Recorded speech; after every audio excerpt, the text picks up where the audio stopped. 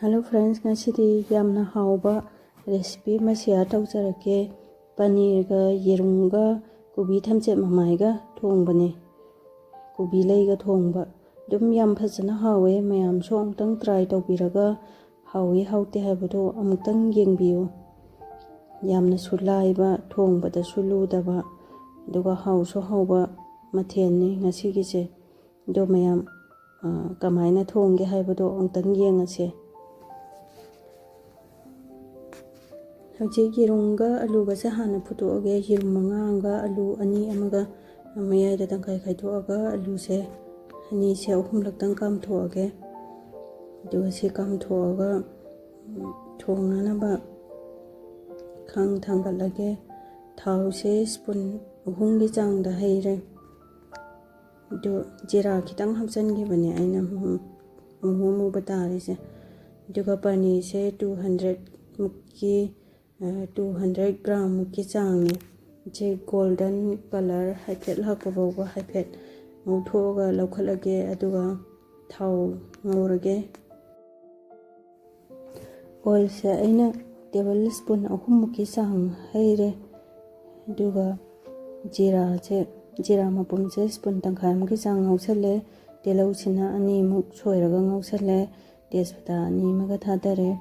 chinga ngaurage chinga ngauraga chinga chanangba asubase tablespoon mungki chang hape adudagiri maru marang asubase spoon amagi chang amaga hapchale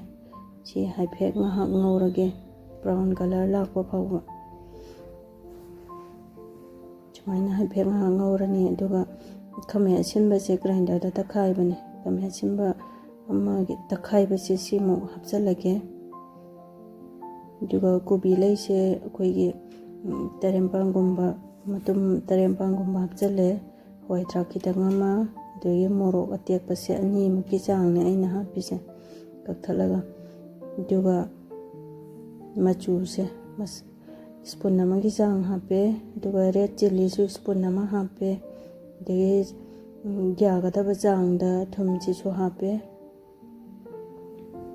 do singa ha ngaudoine ngauraba matungda akoigi ngasai phutkiba alu do adu paste da nane khaiba je simo hapjalaga haipethang ngauge simo ngauraga pani ji cho hapjalage duga mahi cho hapjalage ngahak sawhalaga dum loire yamna suthu bane hauso hauba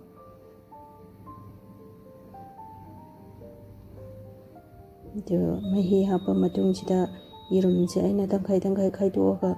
hapchale yerum se sumaina khaidok pasina magi maphon mayam tarakpa che sisina mahi da su yamna hawan ban pani je to masak phajadra yerum je su akoigi toidaba su yaure matung je toiba su yaure dina mahi si su adum phajana hawbane loire huje padigom hapchale to mayam ai video bu support tawbibo ina subscribe tawbiramu subscribe tawbirakpa singbusu hainingai leitana thagasari duga mayam ai video bu like share tawbiramu hawdau mali mande haibatu comment bibiramu to mayam thank you bye bye